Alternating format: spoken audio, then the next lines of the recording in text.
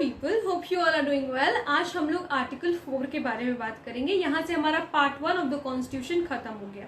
ठीक है, आर्टिकल 4 बताता है laws made under article 2 and 3 to provide for the amendment of the first schedule and the fourth schedule.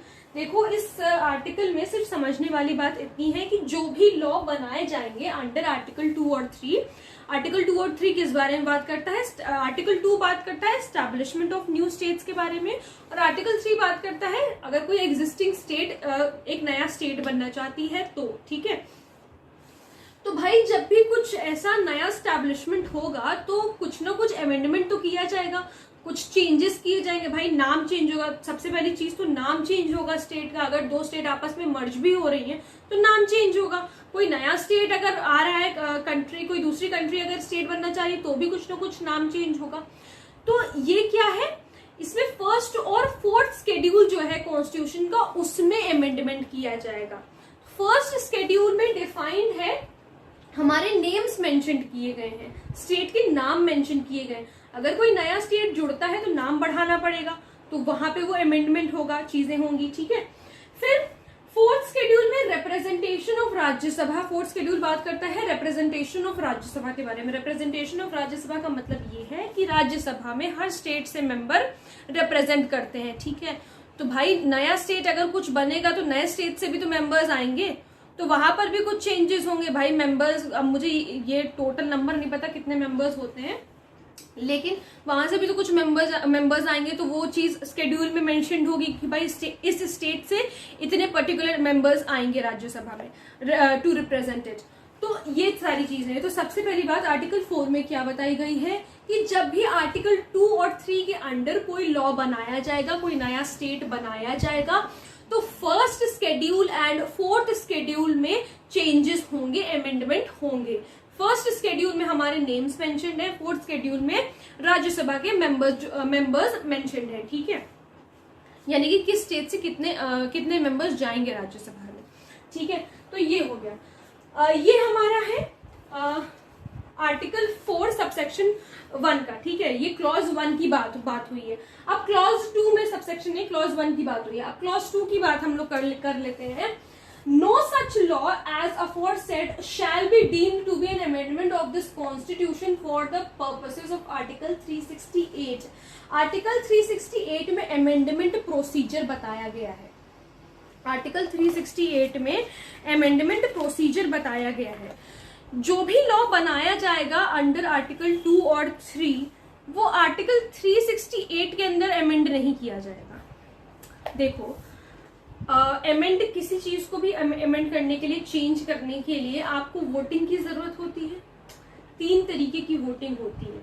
कितनी voting होती है? 3 तरीके की वोटिंग होती है। सबसे पहली होती है सिंपल मेजोरिटी, जैसा कि हम लोगों ने पिछले अभी वीडियो में बात करी आर्टिकल 3 वाले में, कि जब वो मेंबर्स के पास जाएगा, राज्यसभा, लोकसभा, इधर हाउस ऑफ द पार्लियामेंट में जाएगा, तो सिंपल मेजोरिटी चाहिए होती है बिल को पास करने के लिए। ये बात करी थी। तो सिंपल मेजोरिटी, 3 तरह की वोटिंग होती है। सिंपल मेजोरिटी 50% लोगों की जरूरत होती है। जितने लोग आए, अगर उनमें से 50 लोग भी पॉजिटिव है किसी चीज को लेकर के, तो वो बिल पास हो जाएगा। ठीक है, तो सिंपल मेजोरिटी। स्पेशल मेजोरिटी का मतलब है 2/3 पीपल, 2/3 पीपल होने चाहिए। तीसरी टाइप क्या है? Special majority plus ratification of state, यानी कि 2/3 पीपल भी होने चाहिए। रेटिफिकेशन ऑफ स्टेट्स का मतलब है 50% स्टेट्स ने अगर हाँ कह दिया है कि भाई हाँ ठीक है ऐसा होना चाहिए, तो वैसा होगा। 50% से आप ऐसा समझ लो कि 28 स्टेट्स है, तो 15 स्टेट्स ने अगर कह दिया है कि हाँ ऐसा होना चाहिए, तो ऐसा होगा। ठीक है, तो क्या है? सबसे पहले simple majority 50% people, special majority 2/3 people. तीसरी टाइप ऑफ वोटिंग क्या है? Special majority plus ratification of states, यानी कि 2/3 पीपल और 50% स्टेट्स का इधर, यानी कि 15 स्टेट्स मान के चलो लगभग। अच्छा, तो ये बात हुई, 3 तरीके की वोटिंग होती है। अब इसमें क्लॉज 2 में ये लिखा हुआ है कि आर्टिकल 2 और 3 के अंडर जो कुछ भी अमेंडमेंट होंगे वो 368 से रिलेट नहीं करेंगे। आर्टिकल 2 और 3 में जो कुछ भी अमेंडमेंट होंगे वो इसके इक्वल नहीं होंगे। यानी कि इसमें जो वोटिंग का चीज दिया हुआ है। आर्टिकल 368 में 2 तरीके बताए गए हैं वोटिंग के, स्पेशल मेजोरिटी और स्पेशल मेजोरिटी प्लस रेटिफिकेशन, 2 तरीके बताए गए हैं। तो अब इससे तो होना नहीं है, आर्टिकल 2 और 3 का जो भी अमेंडमेंट होगा अब इससे तो होगा नहीं, इस वोटिंग से तो होगा नहीं, क्योंकि पहले ही मना कर दिया ये लिख करके। जहां कहीं भी ये लिखा होगा तो ये समझ लेना कि इन दोनों से कोई मतलब नहीं है, सिर्फ एक तरीके की वोटिंग बची अब कि सिंपल मेजोरिटी। अब सिर्फ सिंपल मेजोरिटी से आपका वोटिंग होगी तो कोई नया स्टेट फॉर्म हो सकता है, ठीक है। सिर्फ सिंपल मेजोरिटी से वोटिंग होगी तो नया स्टेट फॉर्म होगा। फिर से एक बार इस वाले क्लॉज को समझो, इसमें लिखा है कि no such law as aforesaid shall be deemed to be in amendment of this constitution for the purposes of article 368। Article 368 में 2 तरीके मेंशन्ड है ऑफ वोटिंग, क्या है, स्पेशल मेजोरिटी और स्पेशल मेजोरिटी प्लस रेटिफिकेशन। अब यहाँ पर साफ साफ मना कर दिया गया है कि इस जो भी आर्टिकल 2 और 3 में जो भी सारी चीजें होंगी वो इससे नहीं होंगी, आर्टिकल 368 से नहीं होंगी, इनकी जो प्रोसेस दिया हुआ है वोटिंग का उससे नहीं होगा। तो बच्चा कौन सा, 3 ही टाइप की वोटिंग होती है, बच्चा कौन सा, सिंपल मेजोरिटी बचा, तो सिंपल मेजोरिटी से वोटिंग होगी, वैसे ही स्टेट बनाया जाएगा। जो लॉ बनेगा आर्टिकल 2 और 3 के अंडर वो लॉ अमेंडमेंट नहीं कहलाएगा आर्टिकल 368 के अंदर।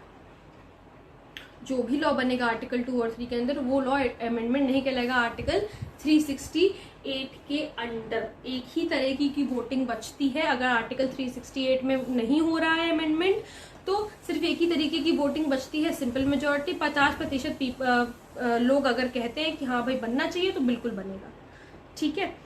तो यही बताया है इस वाले सेक्शन में। ये पूरे कॉन्स्टिट्यूशन में अगर कहीं भी लिखा है तो समझ जाना कि सिर्फ फिर अगर वो दोनों नहीं है, ये दोनों नहीं है, ये 2 टाइप्स की वोटिंग नहीं है, क्योंकि आर्टिकल 368 इन्हीं 2 तरीके की वोटिंग के बारे में बात करता है। अगर ये 2 नहीं है तो सिर्फ सिंपल मेजोरिटी सिंपल वोटिंग होगी वहां पर, ठीक है। तो फिर से एक बार देख लो, आर्टिकल 4 बात करता है कि जब भी आर्टिकल 2 और 3 के अंडर कोई भी चेंजेस करे जाएंगे तो उसमें 1st और 4th शेड्यूल में भी चेंजेस होंगे। जब भी कोई नया स्टेट बनाया जाएगा तो 1st और 4th शेड्यूल में भी चेंजेस होंगे। 1st शेड्यूल हमारे नेम्स के बारे में बात करता है, भाई कोई भी नया स्टेट बनेगा, कॉमन सेंस की बात है, उसका नाम बदला जाएगा, नाम बदलेगा तो 1st शेड्यूल में भी अमेंडमेंट होगा, जोड़ा जाएगा, जो भी होगा 1st शेड्यूल में अमेंडमेंट होगा। 4th शेड्यूल बात करता है रिप्रेजेंटेशन ऑफ राज्यसभा के बारे में, हर स्टेट से मेंबर्स जाते हैं तो भाई हर स्टेट से मेंबर जाएंगे तो वहां पर क्या होगा, जो कुछ भी मेंबर्स टोटल मेंबर लिखेंगे ये स्टेट से इतने जाएंगे, स्टेट से इतने जाएंगे, तो वो भी वहां पर 4th शेड्यूल में चेंजेस करने पड़ेंगे। तो 1st शेड्यूल और 4th शेड्यूल में चेंजेस होते हैं जब भी आर्टिकल 2 और 3 के अंडर कुछ भी नया स्टेट फॉर्म होगा। तो समझ में आ गया। तो आई होप आप लोगों को आर्टिकल 4 अच्छी तरीके से समझ में आ गया होगा। फिर भी अगर कोई प्रॉब्लम है तो please let me know in the comment section, और अगर आप लोग किसी टॉपिक पे वीडियो देखना चाहते हैं तो वो भी प्लीज मुझे जरूर बताइएगा। Thank you so much.